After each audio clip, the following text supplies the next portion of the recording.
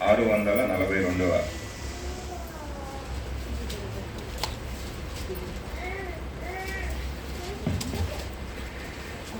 ఐదవ వచనం నుంచి చదువుతున్నాను.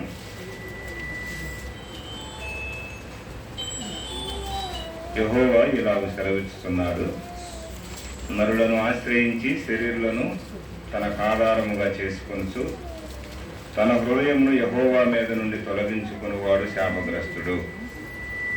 వాడు ఎడారిలోనే అరోహ వృక్షము వలె ఉండును. మేలు వచ్చినప్పుడు అది వానికి కనబడదు. వాడు అడవిలో కాలిన నేల యందును నిర్జనమైన చవిటి భూమి యందును నివసించును. యెహోవాను నమ్ముకుని వాడు ధన్యుడు.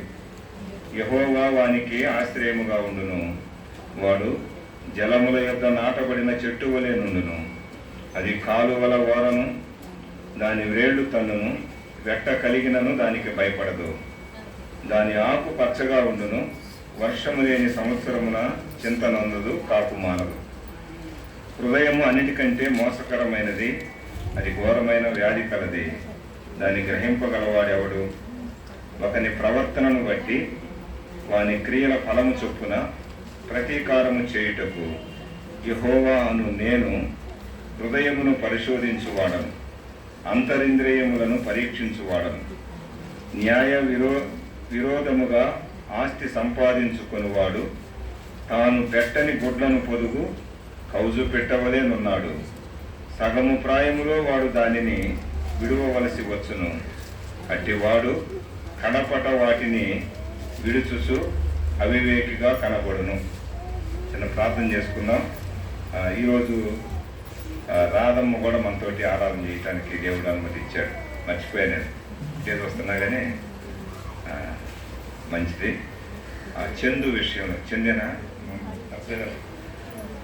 మారు మనసు విషయంలో ప్రార్థనలో జ్ఞాపకం చేసుకోండి. ఎందుకంటే వాళ్ళు ఎట్లా చూస్తారంటే భౌతికమైన చూస్తుంటారు కొంతకాలం. మాకెందుకు జరగాలి ఇట్లా అని వాళ్ళ ఆలోచన. మా నాన్నకి ఎందుకు ఇట్లా, మా తాతయ్యకి ఎందుకు ఇట్లా, మా కుటుంబాలకి ఎందుకు ఇట్లా అని వచ్చింది, ఖచ్చితంగా వచ్చింది. ఆ మనసు పోయి ఏ మనసు రావాలా? ఏది చేసినా మన మేలుకే అనే మనసు వచ్చేటట్లు, అబ్బాయి స్థిరపడినట్లు, ఉద్యోగ వేటలో ఉన్నాడు, ఉద్యోగాల విషయాల్లో కానీ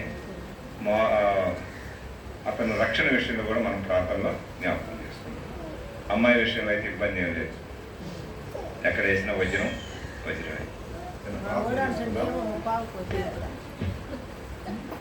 అమ్మా ఎక్కడికి?